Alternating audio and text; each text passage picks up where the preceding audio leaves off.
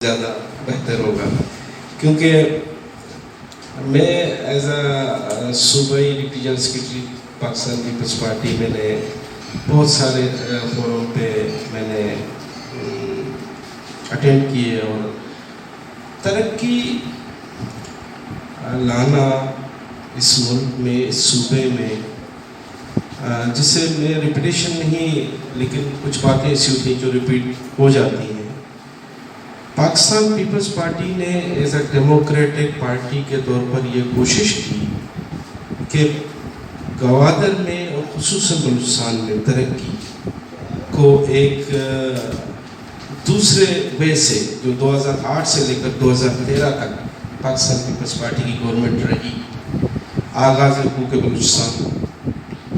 جو کہ ایک پیکیج تھا بلوچستان کو دیا انہوں نے، بلوچستان کے عوام سے معافی مانگی، نہ کردہ بھی جس نے بلوچستان کے ساتھ جو زیادتیاں کی، جو ظلم کیے ہیں، لیکن پاکستان پیپلز پارٹی کی گورنمنٹ آئی، انہوں نے شہادتیں دے کر اس ملک میں کسی بھی طرح اقتدار میں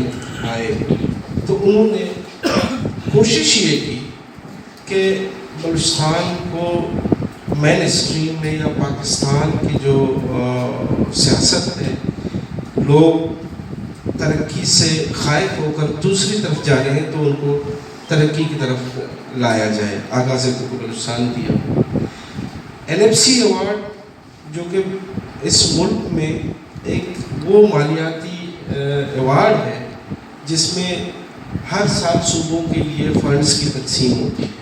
جو کہ پہلے آبادی کے، آپ کو پتہ ہے پہلے آبادی کے حوالے سے تھا، آبادی کے لحاظ سے تقسیم ہوتا تھا۔ تو پاکستان پیپلز پارٹی نے یہ کوشش کی کہ NFC ایوارڈ کو، اور اس کی تقریب گوادر میں رکھی،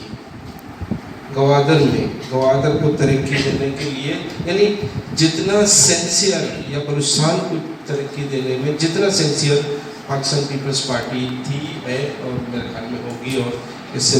جو ہے نا کوئی دو رائے نہیں ہے۔ تو NFC ایوارڈ کو رقبے کے حوالے لحاظ سے تقسیم کیا گیا، اس میں یہ ہوا کہ بلوچستان گورنمنٹ کو، بلوچستان حکومت کو فنڈز جو کہ وہ ترقی کے لیے استعمال کر سکتی ہے اس کو زیادہ ملے، اور میں سمجھتا ہوں کہ اس کے بعد کسی بھی طرح کوئی بھی گورنمنٹ آئی رہی ہو، لیکن پہلے کے نسبت بہت ساری چیزیں تبدیل ہوئیں۔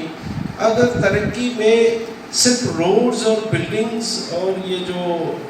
اسکول کی بلڈنگ، کالج کی بلڈنگ، کوئی روڈ بنایا، اس کو میں نہیں سمجھتا کہ کوئی ترقی،